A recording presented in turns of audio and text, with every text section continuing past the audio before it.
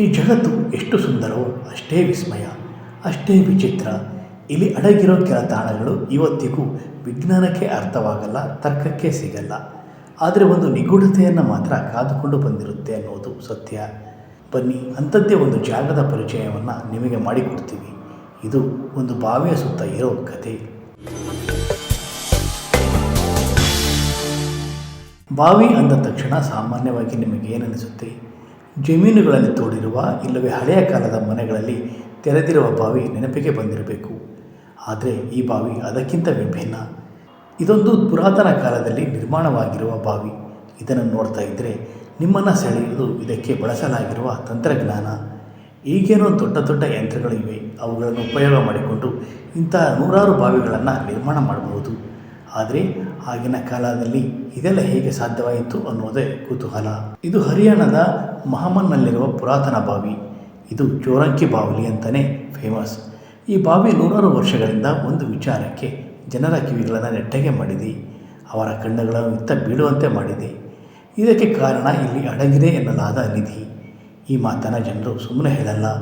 ಇದಕ್ಕೆ ಸಾಕ್ಷಿಯಾಗಿ ಈ ಬಾವಿಯ ಸೌಂದರ್ಯ ಈಗಲೂ ಸೆಳೆಯುವಂತಿದೆ. ಅದು ಅಲ್ಲದೆ ಈ ಬಾವಿ 3 ಅಂತಸ್ತುಗಳನ್ನು ಹೊಂದಿದೆ. ಈ ಒಂದೊಂದು ಅಂತಸ್ತುಗಳ ಕೋಣೆಗಳನ್ನು ನಿರ್ಮಿಸಲಾಗಿದೆ. ಈ ಕೋಣೆಗಳಲ್ಲಿ ಅಂದಿನ ಕಾಲದ ಜನರು ವಿಶ್ರಾಂತಿ ಪಡೆಯುತ್ತಿದ್ದಾರಂತೆ. ಬೇಸಿಗೆ ಕಾಲದಲ್ಲಿ ಈ ಜಾಗ ಇನ್ನಷ್ಟು ತಂಪಾಗಿ ಇರುತ್ತಿದ್ದರಿಂದ ಬಿಸಿಲ ಬೇಗೆಯಿಂದ ಪಾರಾಗಲು ಇಲ್ಲಿಗೆ ಬರ್ತಾ ಇದ್ರಂತೆ.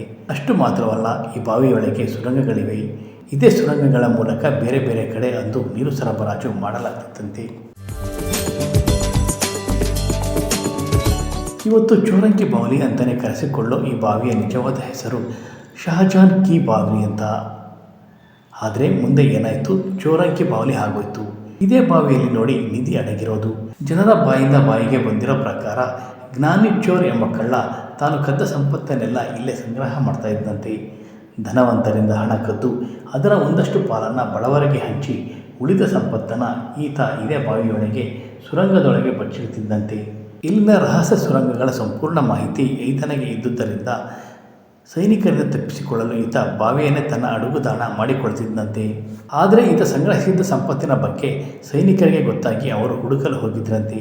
ಅವರನ್ನು ಪತ್ತೆ ಮಾಡಲು ಹೋದವರು ವಾಪಸ್ ಬರಲೇ ಇಲ್ಲ. ಆದರೂ ಪಟ್ಟು ಬಿಡದ ಕೆಲವರು ನಿಧಿ ಹುಡುಕುವ ಪ್ರಯತ್ನಕ್ಕೆ ಕೈ ಹಾಕಿದ್ರು. ಆದರೆ ಅವರು ಕೂಡ ಹಿಂತಿರುಗಿ ಬರಲಿಲ್ಲ. ಇದರಿಂದ ಈ ಬಾವಿಯಲ್ಲಿ ನಿಧಿ ಪತ್ತೆ ಮಾಡೋದನ್ನೇ ಜನರು ಬಿಟ್ಟುಬಿಟ್ರು. ಮತ್ತೊಂದು ಕಡೆ ಬ್ರಿಟಿಷರ ಆಳ್ವಿಕೆ ಇದ್ದಾಗ ಈ ಬಾವಿಯ ಸುರಂಗ ಮಾರ್ಗದ ಮೂಲಕ ದೆಹಲಿಗೆ ಮೆರವಣಿಗೆಯನ್ನು ಹೊರಟಿತ್ತಂತೆ. ಆದರೆ ತುಂಬ ದಿನ ಆದರೂ ಈ ಮೆರವಣಿಗೆ ದೆಹಲಿಗೆ ತಲುಪಿಲ್ಲವಂತೆ. ಅಲ್ಲದೆ ಜನ ಕೂಡ ವಾಪಸ್ ಬಂದಿಲ್ಲವಂತೆ. ಇದರಿಂದ ಈ ಬಾವಿಯನ್ನು ಕಂಡರೆ ಎಲ್ಲರೂ ಭಯಭೀತರಾಗಿದ್ದರು. ಬ್ರಿಟಿಷರು ಸಹ ಹೆದರಿ ಸುರಂಗ ಮಾರ್ಗವನ್ನೇ ಬಂದ್ ಮಾಡಿಸಿದ್ದರಂತೆ. ಅಲ್ಲಿಂದ ಇಲ್ಲಿ ತನಕ ಸುರಂಗ ಮಾರ್ಗದ ಬಾಗಿಲುಗಳು ಮುಚ್ಚಿವೆ. ಇದನ್ನು ತೆರೆಯುವ ಧೈರ್ಯವನ್ನು ಯಾರೂ ಮಾಡಿಲ್ಲ.